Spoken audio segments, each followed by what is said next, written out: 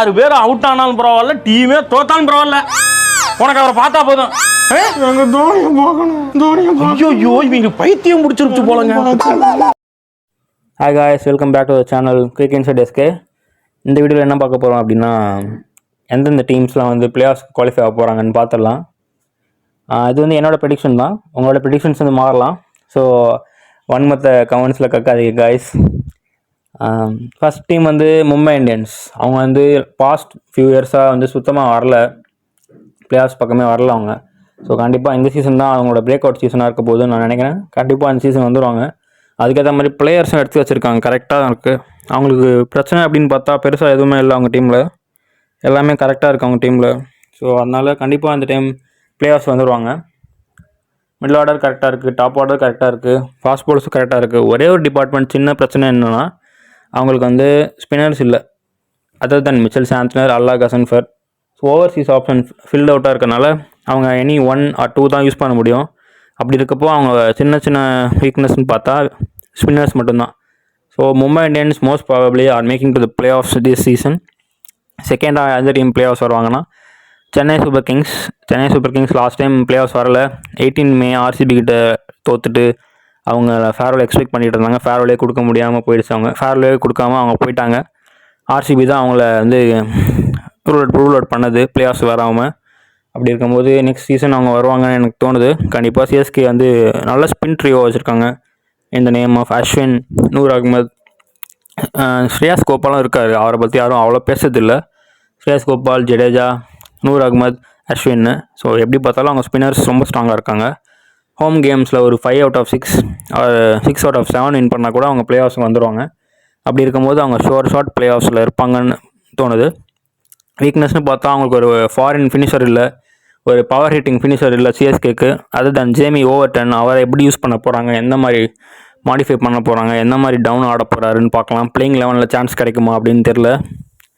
அப்படி இருக்கும்போது தீபக் ஹூடா இருக்கார். தீபக் ஹூடா ஒரு நல்ல மிடில் ஆர்டர் பேட்ஸ்மேன். அவர் பேக் டு ஃபார்ம் வரது சான்ஸ் இருக்குது. ஏன்னா நம்ம நிறைய வாட்டி பார்த்துருக்கோம். டோனியோட கேப்டன்சியில் ஆடுறப்போ வந்து ஃபார்மில் இல்லாத பிளேயர்ஸோ இல்லை ஏஜ்ட் பிளேயர்ஸோ பயங்கரமாக பர்ஃபார்ம் பண்ணி பார்த்துருக்கோம். ஸோ அப்படி இருக்கும்போது சிஎஸ்கே வந்து பிளே ஆஃப்ஸ்க்கு வந்துடுவாங்கன்னு கண்டிப்பாக தோணுது. அவங்க காம்பினேஷன்ஸ் அண்ட் 11s கரெக்டாக எடுத்தாங்கன்னா கண்டிப்பாக சிஎஸ்கே வந்துடுவாங்க பிளே ஆஃப்ஸ்க்கு. ஸோ டஃப் ஃபைட்டாக இருக்கும்போது எம்ஐ, சிஎஸ்கே.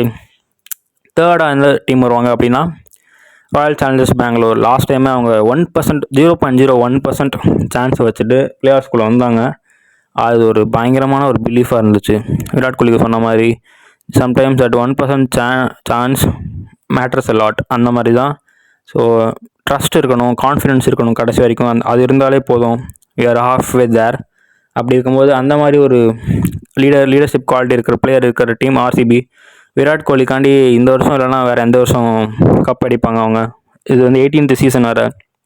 ஸோ அவங்க கேப்டன்சி இன்னும் டிசைட் பண்ணல, பார்க்கலாம். ஒன்று ரஜத் பட்டிதாரா இருக்குமோன்னு தோணுது. பிகாஸ் அவங்க ரீசெண்டாக போட்டிருந்த ஒரு போஸ்ட்டில் வந்து கேப்டன் அமெரிக்கான்ற ஒரு எடிட்டில் வந்து ரஜத் பட்டிதாரை காமிச்சிருந்தாங்க.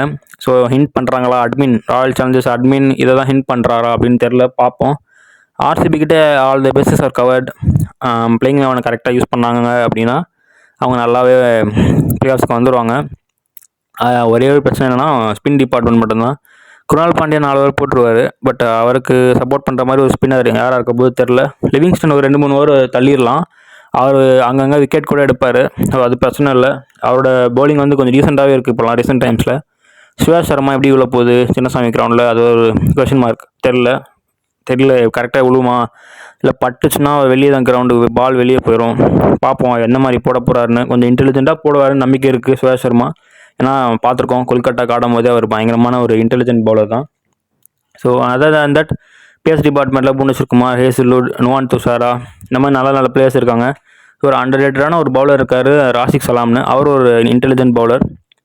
அவர் கண்டிப்பாக இம்பாக்ட் சப்ளை யூஸ் பண்ணி கரெக்டாக விக்கெட்ஸ் எடுக்க முடியும். கண்டிப்பாக அவருக்கு அந்த அடாப்டபிலிட்டி இருக்குது. டெத் ஓவர்ஸில் ரன்ஸ் லீக் பண்ணாமல் போட முடியும் ராஷிக் சலாமால். ஸோ ஆர்சிபிக்கு எல்லா டிபார்ட்மெண்ட்டும் நல்லா கவராக இருக்குது. ஒரே ஒரு பிரச்சனை என்னென்னா இன்ஜுரி ஆகாமல் ஆடினா போதும். கண்டிப்பாக புவனேஸ்வர் குமார் வந்து அவரோட ஸ்விங் மேஜிக்கு காட்டுவார். கண்டிப்பாக ஸ்விங் பண்ணி நல்ல டாப்பில் ஒரு 3 or 4 விக்கெட்ஸ் எடுப்பார் பவர் பிளேயில். ஸோ கண்டிப்பாக நம்பிக்கை இருக்குது. இந்த இயர் ஈசால் கப் நாம் தேவை இருக்கும்னு கண்டிப்பாக நம்பிக்கை இருக்குது. பார்த்துடலாம். இன்னும் ஒரு 2 months தான் இருக்குது. And 4th team to qualify for play offs வந்து என்னோட ப்ரெடிக்ஷன் படி இது ஆக்சுவலி இது ஒரு tie between Gujarat Titans and Delhi Capitals. இந்த 2 டீமுமே பயங்கர ஸ்ட்ராங்காக இருக்காங்க. எதர் ஜிடி ஆர் டிசி உள்ளே வருவாங்க எனக்கு தோணுது. நீங்கள் கமெண்ட் பண்ணுங்கள் யார் அந்த 4th டீம் உள்ளே வருவாங்க, உங்களோட top 4 teams for play of யார், நீங்கள் கண்டிப்பாக கீழே கமெண்ட் பண்ணுங்கள் மறக்காமல். ஸோ நான் வந்து டெல்லி கேபிட்டல்ஸோட போகிறேன். Tough call actually. டெல்லி கேபிட்டல்ஸோட டீம் வந்து பயங்கர கன்னாக இருக்குது. இதுக்கு மேலே அவங்களுக்கு தேவைப்பட வேண்டிய அவங்க லேக் பண்ணுற ஒரு விஷயம்னு பார்த்தா ஃபினிஷர்ஸில் வந்து அவங்களுக்கு நிறைய ஓப்பனர்ஸ் இருக்காங்க. ஸோ அவங்க எல்லாரும் கண்டிப்பாக டாப்பில் ஆடிடுவாங்க. மிடில் பார்த்தா அசுதோஷ் சர்மா, சமீர் ரிஸ்விக்கு வந்து அவ்வளோ எக்ஸ்போசர் இல்லை ஐபிஎல் ஆடி. அவர் சிஎஸ்கேக்கு இருந்த போதுலேருந்து அவர் வந்து நிறையா பென்ச்சில் தான் இருந்தார். அவ்வளோ நிறையா நாக்ஸ் ஆடி நம்ம பார்க்கல. ஸோ அது ஒரு கொஸ்டின் மார்க். நமக்கு தெரியல அவர் என்ன மாதிரி ஆட போகிறாருன்னு தெரியல. வெயிட் பண்ணி பார்க்கலாம். சமீர் ரிஸ்வி, அசுதோஷ் சர்மா ஓகே, அவர் ஒரு எண்ணில் வந்து ஃபினிஷ் பண்ணி கொடுத்துருக்காரு. லாஸ்ட் இயர் நல்லா ஷைன் பண்ணார். பஞ்சாப் கிங்ஸ்க்கு சிங்கிள் ஹேண்டடாக மேட்சஸ்லாம் வின் பண்ணி கொடுத்தாரு. அதர் தேன் தட் டெல்லியோட பவுலிங் அட்டாக் பார்த்தா நட்ராஜன், ஸ்டார்க், முகேஷ் குமார் இந்த மாதிரி சூப்பரான பவுலர்ஸ் வச்சுருக்காங்க. ஸோ இந்த மாதிரி நல்ல பவுலர்ஸ் இருக்கும்போது டெல்லியால் கண்டிப்பாக நம்ம ரூல் அவுட் பண்ண முடியாது. ஸ்பின்னர்ஸும் பர்ஃபெக்டாக இருக்காங்க. குல்தீப் யாதவ் அண்ட் அக்ஷர் பட்டேல் எல்லா சீசனுமே பயங்கரமான ஒரு எக்கனாமி அண்ட் விக்கெட்ஸில் நல்லா எடுப்பார். குல்தீப் யாதவ் ஒரு added addition to the team. China man spinner. அவரோட ஸ்டாட்ஸ் எப்பவுமே நல்லா இருந்துருக்கு டெல்லிக்கு ஆடும்போது. ட்ரிஸ்டன் ஸ்டப்ஸ் மிடில் ஆர்டரில் இருக்கார். அவர் ஒரு நல்ல ஃபினிஷராக இருப்பார். ஒரே ஒரு பிரச்சனை, ஃபினிஷிங்கில் டக்குன்னு விக்கெட் போயிடுச்சு அப்படின்னா யார் அங்கே வந்து காப்பாற்ற போகிறான்னு தெரில. கண்டிப்பாக கேஎல் ராகுல் கேப்டன் பண்ணுவாருன்னு நினைக்கிறேன். கண்டிப்பாக கேஎல் ராகுல் வந்து எல்எஸ்சியில் ட்ரீட் பண்ணதை விட கண்டிப்பாக டெல்லி நல்லாவே ட்ரீட் பண்ணுவாங்கன்னு தோணுது. அண்ட் பாய் காய்ஸ், ஒரு நெக்ஸ்ட் வீடியோவில் பார்க்கலாம்.